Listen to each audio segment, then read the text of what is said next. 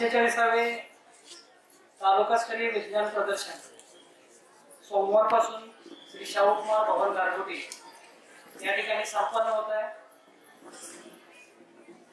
या विज्ञान प्रदर्शनातील सर्वात महत्त्वाचा आणि या तालुक्यातील विद्यार्थी, पालक आणि शिक्षक यांच्या उत्कंठेचा जो विषय होता तो आदरणीय श्रुती पानसे मॅडम यांच्या व्याख्यानाचा होता।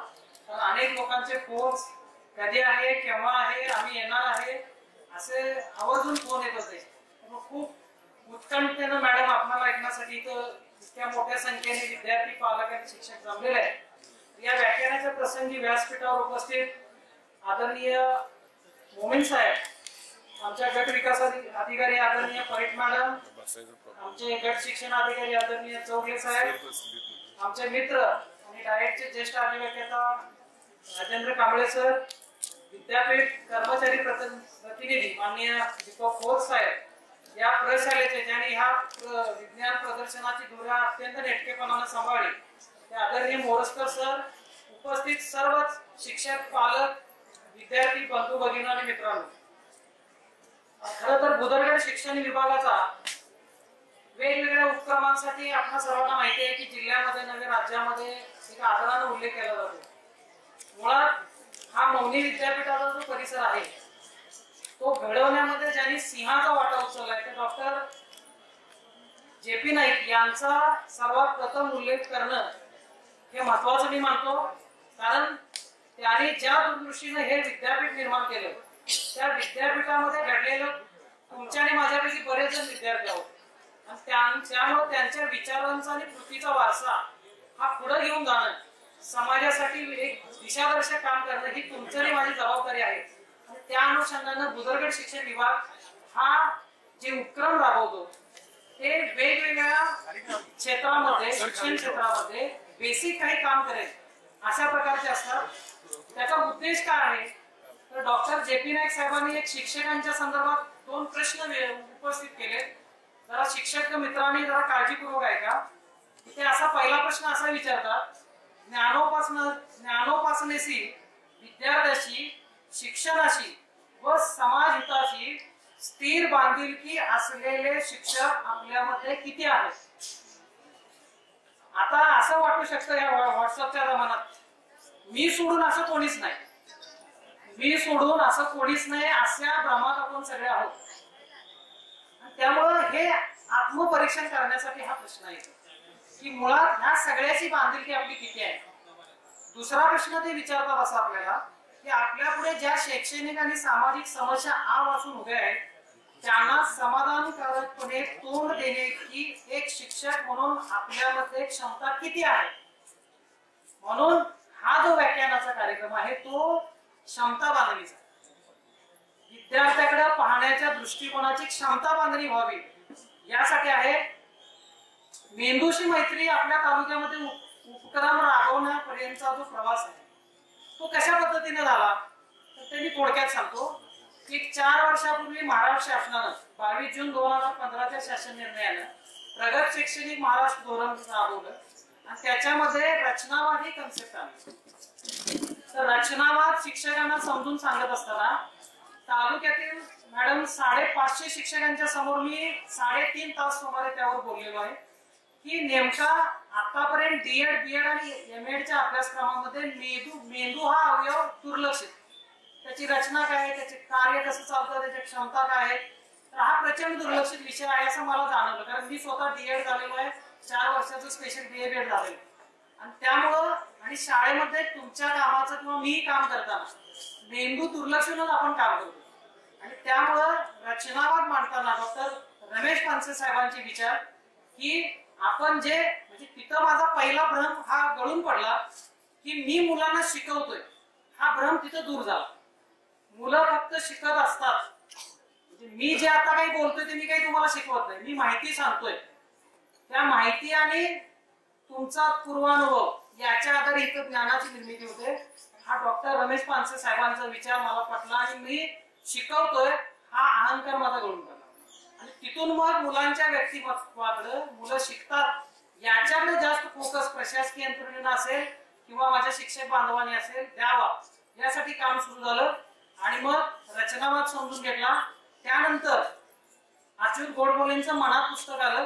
त्याच्यामध्ये डेव्हलपमेंट सायकोलॉजी असेल, बिहेवियरिझम असेल किंवा आणखीन काही त्यांनी कन्सेप्ट सांगितलेले आहेत की पुन्हा त्याच्यातून अभ्यास झाला.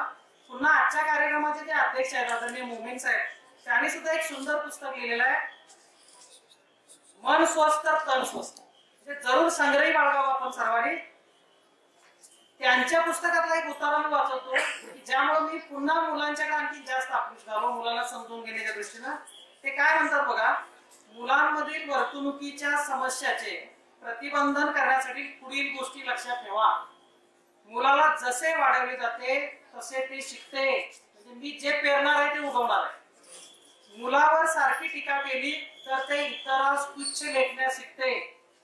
किती मोठी फिलॉसॉफी आहे एका एका वाक्यामध्ये. मुलाची कायम शत्रुभावाने वागाल तर ते भांडायला शिकेल.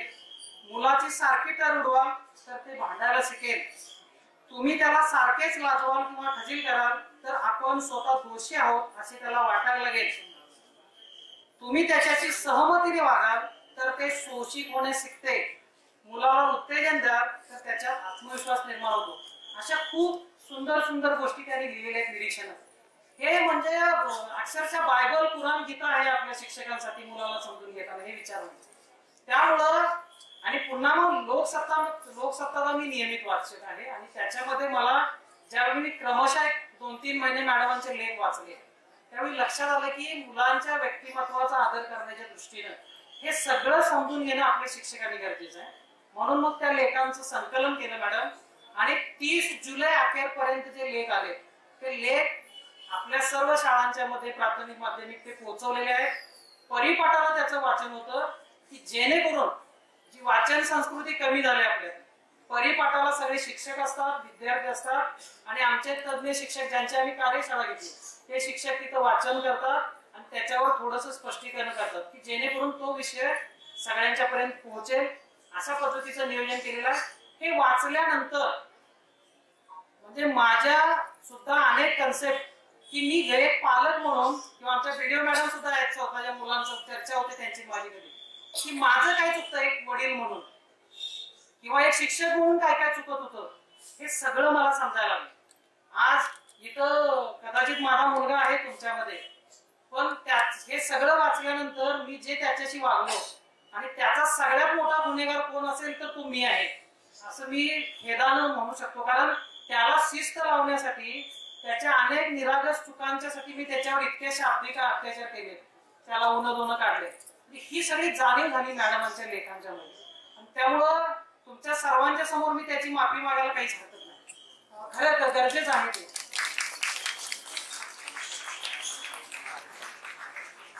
एक आहे की हे सगळं करताना उद्देश मॅडम असा आहे तुमचं व्याख्यान आयोजित करण्याचा. हे व्याख्यान झाल्यानंतर एक आपली अंतर्दृष्टी विकसित व्हावी. म्हणजे आपल्या शाळेमध्ये मुलं वर्गात अस्वच्छ बेंचवर बसले, अस्वच्छ फरशीवर बसले आणि एक शिक्षक म्हणून मला काहीच वाटत नसेल तर माझ्याकडे संवेदनशीलता नाही, माझ्याकडे ती इन्साइट नाही की मुलाच्या स्वच्छतेविषयी त्याच्या बसण्याच्या जागेविषयी सुद्धा मी काही करू शकतो. इतका मी माझ्या त्या सगळ्या भावना गोचर झाल्या. एक इन्साइड आपल्याला डेव्हलप करायचं या दृष्टीने हे व्याख्यान ठेवलेलं आहे. आपण सगळेच काम करतो. काम म्हणजे काय, परवा एका पुस्तकामध्ये व्याख्या आली की कामाची व्याख्या काय करायची. काम म्हणजे काय, तर काम म्हणजे आपण सगळे काम करतोय आणि एक भरभक्कम रक्कम तुमच्या आणि माझ्या खात्यात दर महिन्याला जमा होते. तर त्यामुळे मित्रांनो आपलं राहणीमान सुधारायला लागलंय. पण काम याला म्हणतात की ज्यांना आयुष्य सुधारतं. असं आयुष्य सुधारण्याचं काम आपल्या हातून किती घडतंय हे महत्वाचं आहे. ही इनसाइड या व्याख्यानाच्या निमित्ताने यावी अशी माफक अपेक्षा या कार्यक्रमातून आहे. मॅस्लो सुद्धा म्हणतो, त्याने जे प्रेरणांची उतरण दिलेली आहे तर त्याच्यामध्ये विद्यार्थ्याला जर प्रतिष्ठा मिळाली, आदर मिळाला तर त्याच्यामध्ये सुरक्षितची भावना वाढते आणि तो पॉझिटिव्हली रिस्पॉन्स देतो. आणि त्यामुळं आपण मुलाकडे रिस्पेक्टेड बघूया. दुर्दैवानं एक 4 वर्षापूर्वी जो दिल्लीमध्ये निर्भया प्रकरण झालं किंवा परवा 8 दिवसापूर्वी हैदराबाद मध्ये जे प्रकरण झालं की त्या निष्पाप मुलींच्यावर अत्याचार करून अमानुषपणे मारलं जातं त्यांना. आणि दुर्दैवाने त्यातली मुलं बघितलं, बहुसंख्य मुलं 20 वयाचे. दिल्लीतल्या प्रकरणातला मुलगा हा 16 वर्षाचा, त्याला अल्पवयीन म्हणून सोडावा लागला. तर मला दुर्दैवाने असं वाटतं की त्यांच्या शिक्षेबद्दल पेपरमध्ये फार छापून येतं, पण त्या मुलांची केस स्टडी करायला पाहिजे. ही मुलं इतकी क्रूर कशामुळे झाली त्याचं संशोधन व्हायला पाहिजे. विजय तेंडुलकरांनी ज्यावेळी गिधाडे नाटक लिहिलं त्यावेळी त्यांनी येरवडा सारख्या कारागृहामध्ये किंवा आणखी तिहार सारख्या जाऊन की जिथं माणसाने खून केले, ज्यांना जन्मठेपेच्या फाशीच्या शिक्षा दिल्या, अशा गुन्हेगारांना जाऊन ते भेटले आणि त्यांनी जाणून घेण्याचा प्रयत्न केला की स्वतःच्या बायकोला, स्वतःच्या मुलाला, स्वतःच्या भावाला, स्वतःच्या आईला मारण्याची क्रूरता यांच्यामध्ये कुठून आली.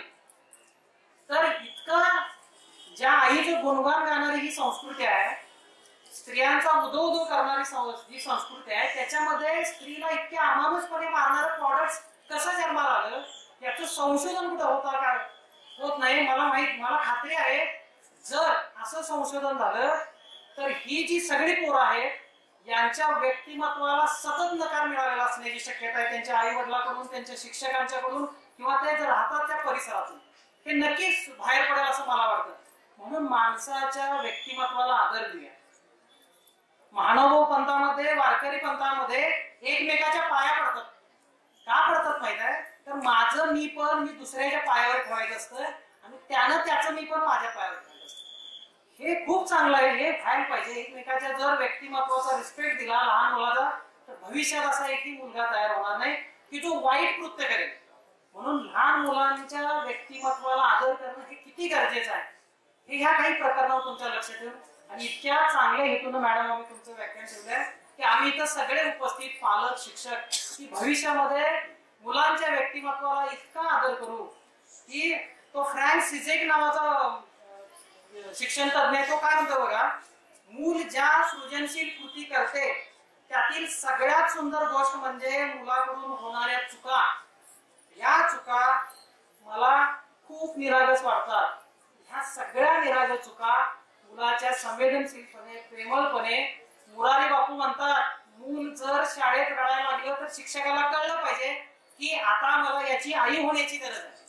तर या सगळ्या दृष्टिकोनातून विद्यार्थ्याकडे आपण बघावं, इतक्याच प्रांजळ निर्मळ हेतून हे व्याख्यान ठेवलेलं आहे. आणि नक्की आपण हा दृष्टिकोन घेऊन इथून जाल, आपली इनसाइड कशी चेंज करून जाल अशी अपेक्षा ठेवतो. मॅडम आपण इतक्या लांबून आमच्या विनंतीला मान देऊन आला, आपले अध्यय आहेत या वयामध्ये कानात चालता येत नाही. तर खरोखर शिक्षण विभाग, पंचायत समितीच्या वतीने मी खूप खूप आपला आभार मानतो आणि आपल्या व्याख्यानाला आपण सुरुवात करायची विनंती करतो. धन्यवाद सर. मेंदूची माहिती